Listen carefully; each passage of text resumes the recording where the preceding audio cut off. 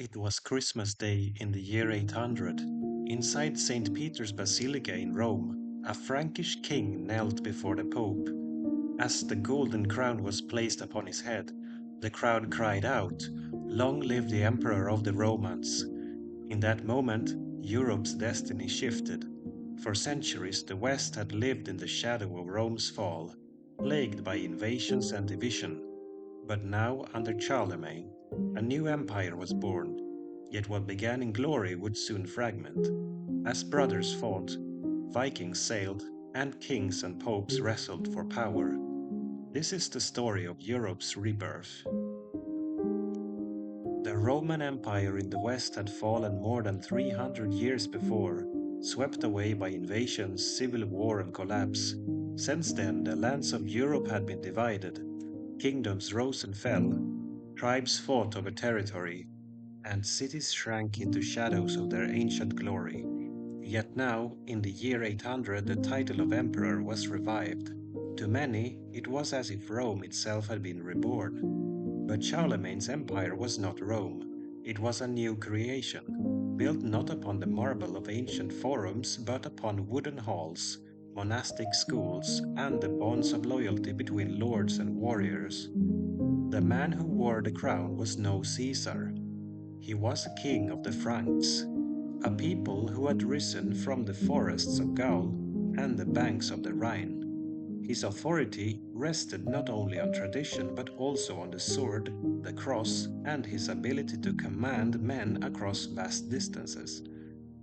Charlemagne, or Charles the Great, had inherited a powerful kingdom from his father, Pepin the Short, and his grandfather, Charles Martel, the victor of Tours.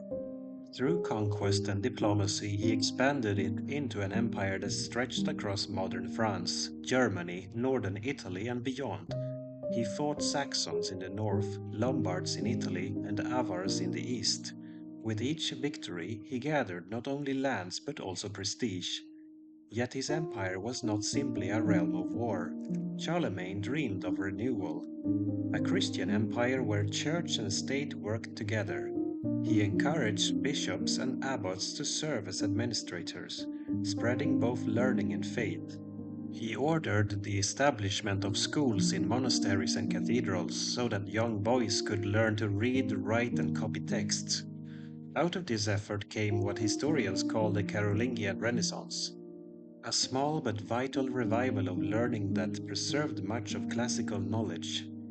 The script used by monks, Carolingian minuscule, was clear and legible, designed to avoid confusion. It is thanks to this writing that so many ancient texts survived, for without the patient work of scribes, much of Rome and Greece's wisdom might have vanished forever. Charlemagne's coronation by the Pope was more than a ceremony. It symbolized a new partnership. The Church gave legitimacy to kings, while kings defended the Church. For the Pope, crowning Charlemagne meant a protector against enemies in Rome. For Charlemagne, it meant that his rule was blessed by God and recognized as heir to the Caesars. But the empire he ruled was fragile.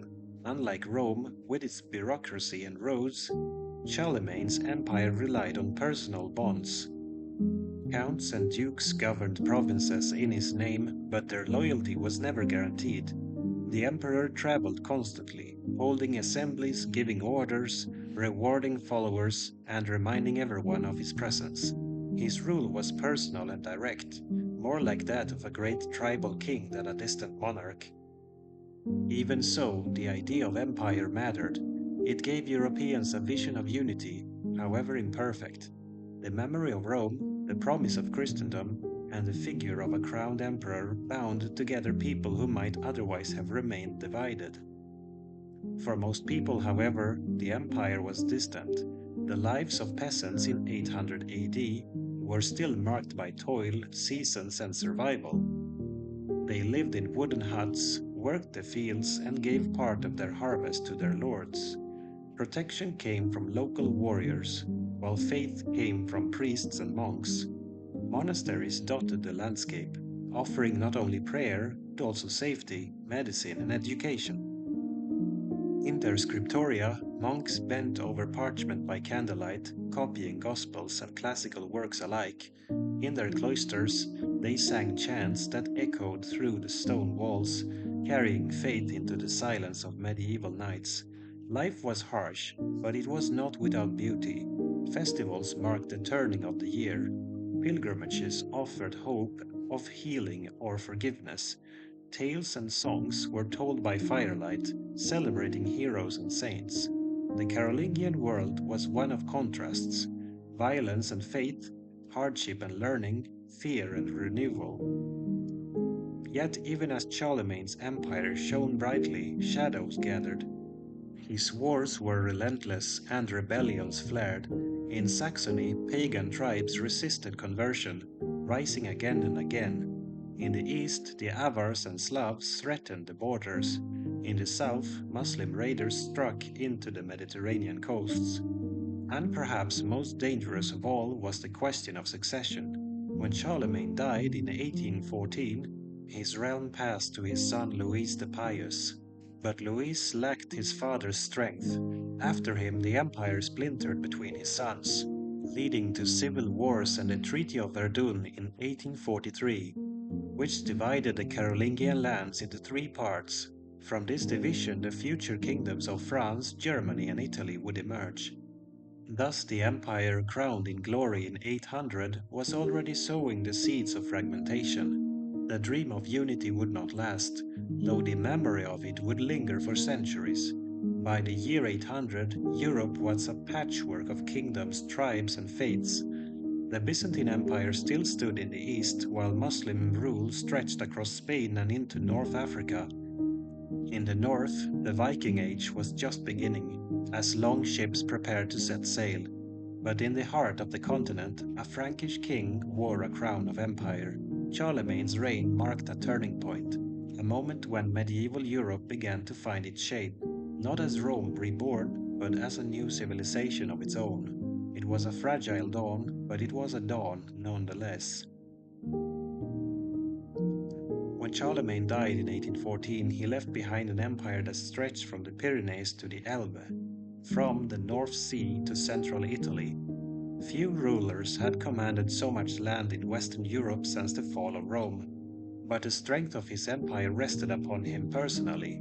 His armies, his diplomacy, his presence, these held it together. Without him, the vast structure began to loosen.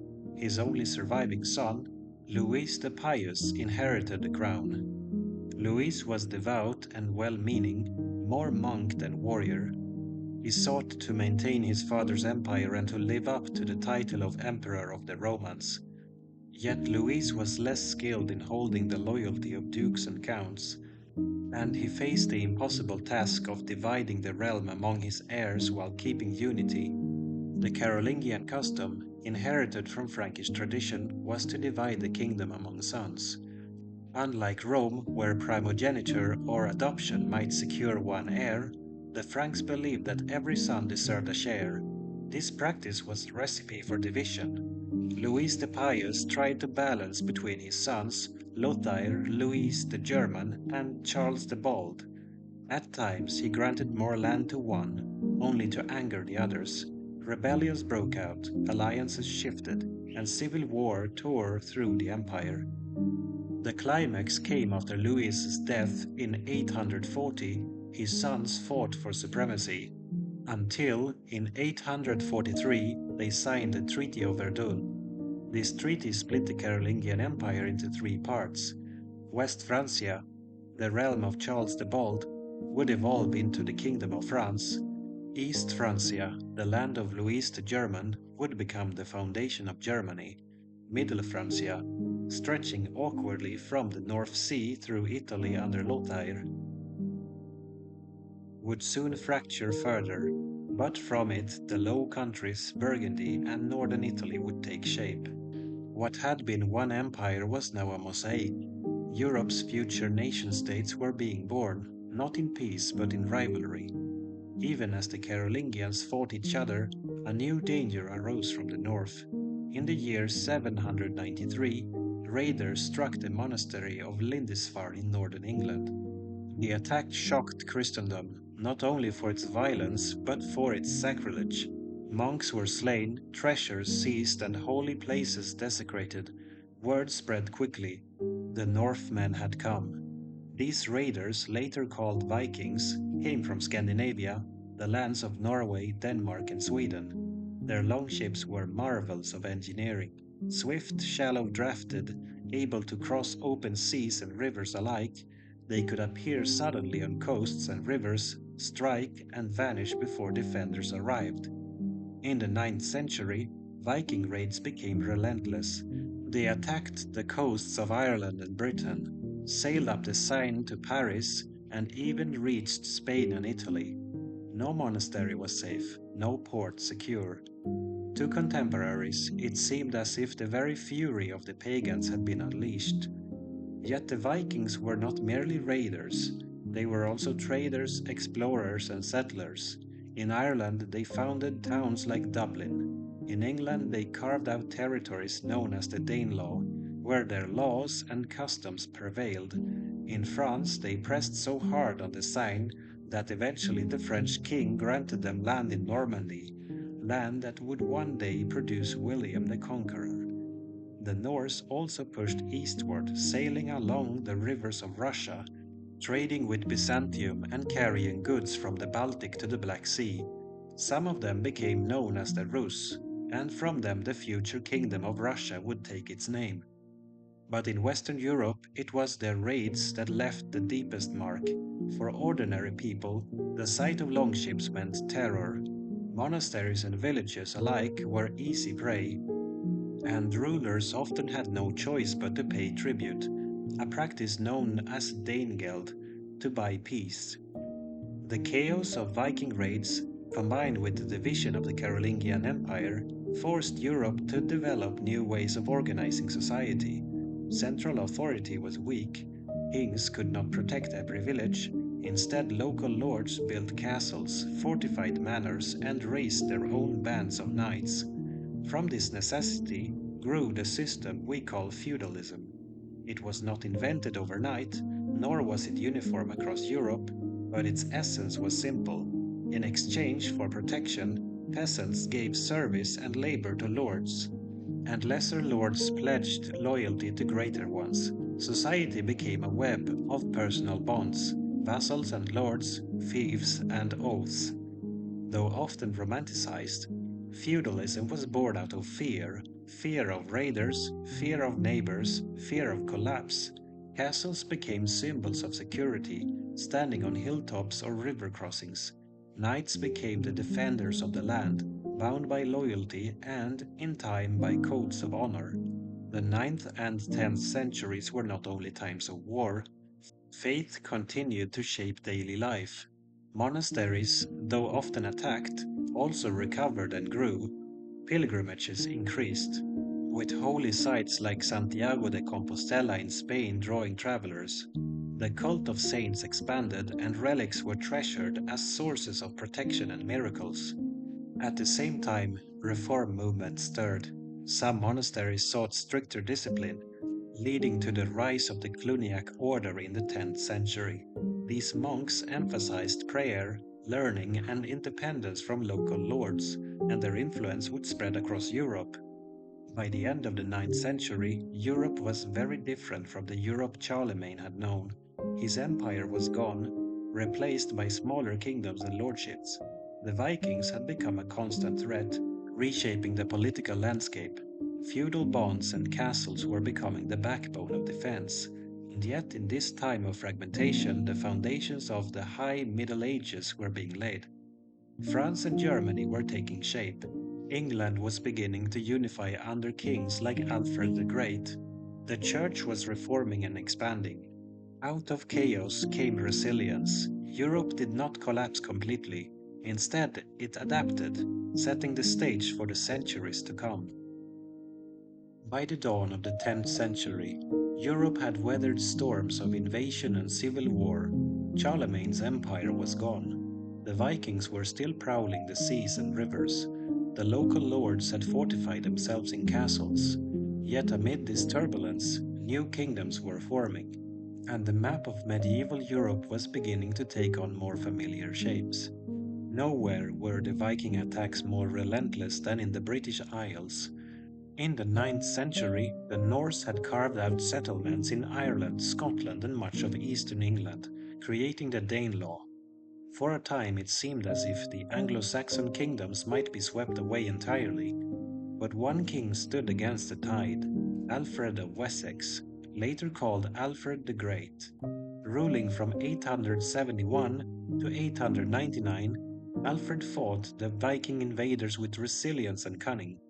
He reorganized the military, creating a system of fortified towns called burhs, and a navy to challenge the Norse at sea. Alfred was not only a warrior king but also a scholar. He promoted learning, translated texts into English, and encouraged education in his court. His dream was that all free men should be able to read scripture in their own tongue. By the time of his death, Wessex had survived and even expanded, laying the foundation for the eventual unification of England.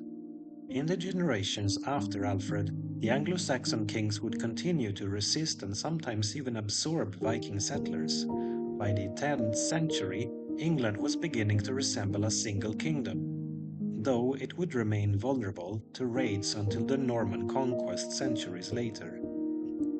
On the continent, the Viking presence took another form. Along the Seine, Norse raiders struck Paris repeatedly. Exhausted by constant attacks, the Frankish king Charles the Simple struck a bargain. In 911, he granted land in the lower Seine valley to a Viking leader named Rollo, on the condition that Rollo convert to Christianity and defend that land against further raids. This land became known as Normandy, the land of the Northmen. Here Vikings settled, intermarried with the local population, and gradually adopted the French language and culture. Within a century, the Normans were no longer pagan raiders, but Christian lords, famous for their cavalry and their ambition. Normandy would one day change the course of history, for it was from here that William the Conqueror would launch his invasion of England in 1066. But even in the 10th century, Normandy stood as proof that the Viking Age was not only about destruction, it was also about transformation, as Norsemen became Europeans. Meanwhile, in Central Europe, a new empire was rising. After the Treaty of Verdun, East Francia had evolved into the Kingdom of Germany. Its kings sought to revive Charlemagne's legacy, not merely as rulers of a kingdom but as emperors of Christendom. The man who achieved this was Otto I, later known as Otto the Great. Crowned king in 936, Otto strengthened his realm through alliances with the church and victories on the battlefield. In 955 he won a decisive victory over the Magyars, nomadic raiders from the east, at the Battle of Lechfeld. This victory ended the Magyar threat and secured Germany's place in Europe. In 962, Otto traveled to Rome, where the Pope crowned him Emperor of the Romans. Thus was born what came to be known as the Holy Roman Empire. Though it claimed to be the heir of Rome and Charlemagne, in truth it was a patchwork of duchies, bishoprics, and kingdoms bound together by the emperor's authority and the church's blessing. The Holy Roman Empire would endure for centuries, a central player in European politics, though it was never a centralized state in the modern sense. It was more an idea, the belief that a single emperor ruled Christendom, under God, with Rome as his spiritual capital. While the West dealt with Vikings and fracturing empires, the East was experiencing a transformation of its own. Pagan tribes that had long lived on the frontiers of Christendom were now beginning to embrace the faith. The Slavs, stretching from Poland to the Balkans, were slowly converted. Missionaries such as Cyril and Methodius brought Christianity to Moravia in the 9th century, creating an alphabet to translate scripture into the Slavic tongue, the ancestors of today's Cyrillic script. In Hungary, the once feared Magyars settled into the Carpathian Basin. Under King Stephen I, crowned in the year 1000, They accepted Christianity and began building a kingdom that would endure as part of Christendom. Farther north, in Scandinavia, the process was slower. For much of the 10th century, the Danes, Swedes, and Norwegians still clung to their old gods, Odin, Thor, and Frey. But even here, kings began to convert, often for political advantage, tying themselves to the Christian kingdoms of Europe. By the end of the 10th century, Scandinavia was on the path to becoming Christian. By the close of the 10th century, Europe had changed profoundly. The Carolingian Empire was long gone, yet from its ruins, new powers had emerged. England was uniting under strong kings, Normandy was rising as a new principality, Germany had given birth to the Holy Roman Empire, and the Slavs and Magyars were entering the Christian world. Viking raids still came, but increasingly they ended not with plunder but with settlement, conversion, and integration. Castles dotted the landscape, knights patrolled the countryside, and feudal bonds tied lords to vassals. The continent was still fragile, still fragmented, but it was also more connected than before. And looming on the horizon was the new millennium. For some, the year 1000 brought fear of the world's end. For others, it was a marker of renewal. In either case, Europe was preparing to enter its next great age, the High Middle Ages, when kingdoms, crusades, and cathedrals would dominate the story. As the first millennium drew to a close, Europe stood at a crossroads. For centuries, it had endured invasions, civil wars, and the collapse of empire. Yet by the year 1000, something remarkable had happened. The tide of destruction had slowed, and the continent was entering an age of renewal. In the face of raids and insecurity, local power had become the foundation of society. Castles dotted the landscape, rising above villages and fields. These were not the stone fortresses we picture from fairy tales, but wooden motte and bailey strongholds, built quickly on raised earth, surrounded by palisades. From these strong points, lords defended their lands and offered protection to those who served them. This arrangement formed the essence of feudalism. At its heart was an exchange: land and protection given by a lord, service and loyalty pledged by a vassal. A knight might swear to fight for his lord, while peasants worked the land in return for safety. Above them all stood kings, who granted great fiefs to dukes and counts, though in practice many kings were weaker than their own nobles. Feudalism was not a system written down in law, but a web of relationships, oaths, and expectations. It bound society together at a time when central authority was weak. It gave Europe structure, however fragile, and laid the foundation for medieval political life. For the vast majority of people, life remained tied to the soil. Most were peasants, working as serfs under their lords. They farmed strips of land, owed labor to their master, and paid dues in kind, grain, livestock, or firewood.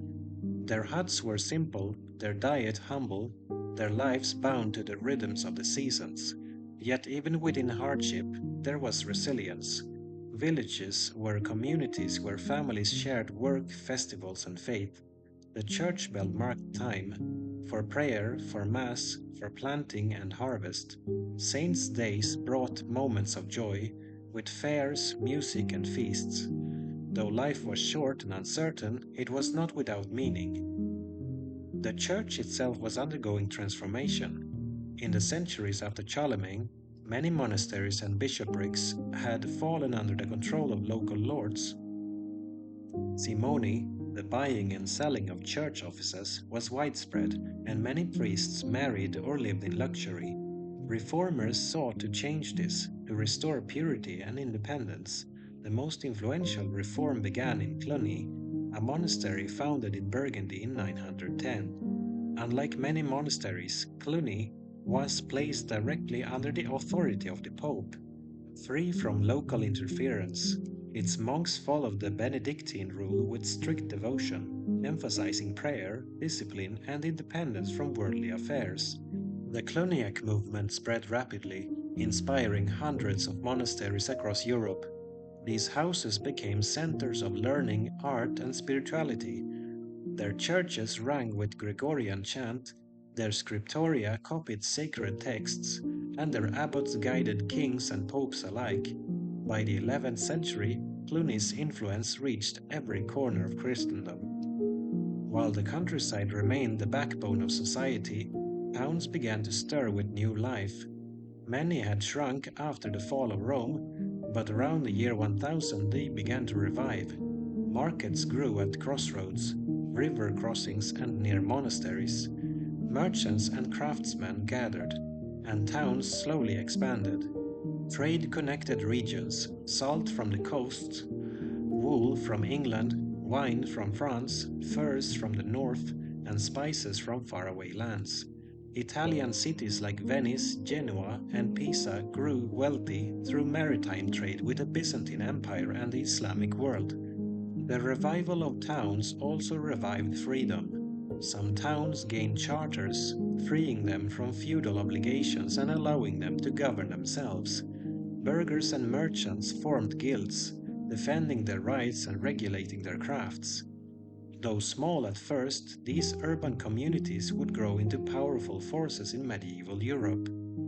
Amid this renewal, devotion to the holy places of Christendom grew stronger. Pilgrimages became common, with travelers setting out to visit shrines and relics across Europe. Santiago de Compostela in Spain, believed to hold the remains of the Apostle James, drew pilgrims from across the continent. Rome, with the tombs of Peter and Paul, remained a beacon. Yet the greatest destination of all was Jerusalem. For Christians, the holy city was the center of the world, the place of Christ's death and resurrection. Though it lay under Muslim rule, pilgrims continued to travel there, often with hardship and danger. Their stories brought the East into the imagination of the West, planting seeds of longing and zeal. By the mid 11th century, these currents, feudal warfare, church reform, pilgrimage, and devotion, began to converge into something new. A spirit of holy war was taking shape. Knights, once seen as violent thugs, were being called to channel their power into the service of God. The idea emerged that fighting could be a form of penance, that one might save the soul by defending the church. This idea would grow and by the end of the century erupt in the call for the First Crusade. But already in the decades after the year 1000, the mindset was forming that Europe was not only a patchwork of lords and peasants, but also a single Christendom, united by faith and mission. Thus, as the year 1000 passed, Europe was no longer the fragile, raided land of the Carolingians. It was still divided, still poor by comparison by Byzantium or the Islamic world, but it was stirring with energy. Castles and monasteries rose across the land, towns bustled, trade expanded, and faith renewed. The 11th century was a century of preparation for reform, for growth, for conflict. From its soil would rise the soaring cathedrals, the powerful kings, and the long wars of the High Middle Ages. The dawn that had broken with Charlemagne in 800 was now giving way to a fuller light. Medieval Europe was entering its stride.